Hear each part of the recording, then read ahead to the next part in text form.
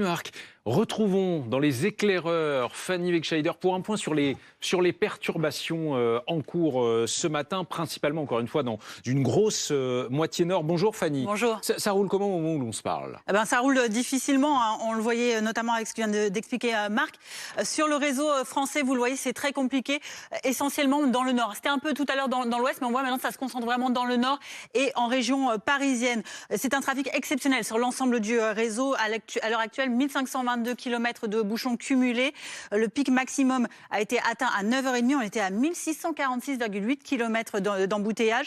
En Ile-de-France particulièrement, on le disait, on a 956 km actuellement contre 957 au maximum à 9h45.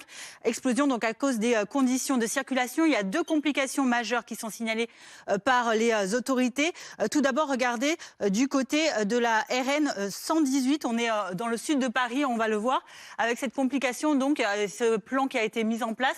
Elle est fermée dans les deux sens de circulation, cette route nationale entre les Ulysses dans l'Essonne et Sèvres dans les Hauts-de-Seine. On verra ça en détail sur le terrain.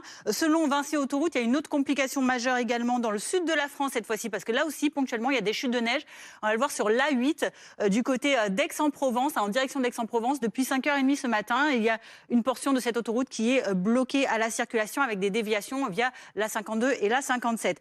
De manière générale, dans les 38 départements concernés par cette vigilance aujourd'hui, la circulation, vous allez le voir, est interdite à plusieurs types de véhicules, aux poids lourds de transport de marchandises de plus de 3,5 tonnes, on va le voir, ainsi que les transports de matières dangereuses. Les transports de personnes également sont interdits pour les bus, par exemple, les transports scolaires, c'est interdit dans tous ces départements. La limite de vitesse est à 70 km/h pour tous les véhicules, particulièrement également en Ile-de-France. La circulation des engins agricoles est également interdite. Et dans les transports publics, Fanny, les transports en commun? Alors, on va le voir tout à l'heure. On a pris un petit peu d'avance. Si on peut revoir les difficultés dans le train, tout d'abord, pour expliquer qu'il y a plusieurs interruptions sur les lignes. Voilà, merci. Les lignes SNCF dans l'ouest du pays, notamment, vous le voyez, interruption entre Bordeaux et La Rochelle, entre Angoulême-Royan, Sainte-Niort, également entre Tours et Saumur, entre Tours, Poitiers et La Rochelle. Les lignes grande vitesse, elles roulent à vitesse réduite, donc plus de grande vitesse. Et il y a également un ralentissement sur le réseau à l'est.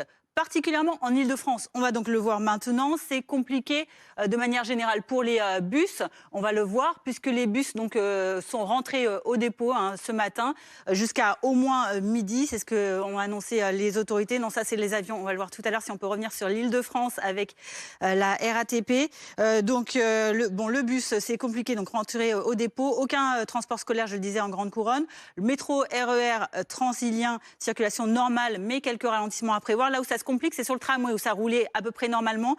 Mais ça se complique sur la T4 interrompue jusqu'à 11h, la T6 également sur une portion perturbée jusqu'à 13h30 au moins et la T8 interrompue sur toute la ligne au moins jusqu'à 15h. Merci Fanny. Bonjour Jimmy Brun. Bonjour. On parle des transports en commun.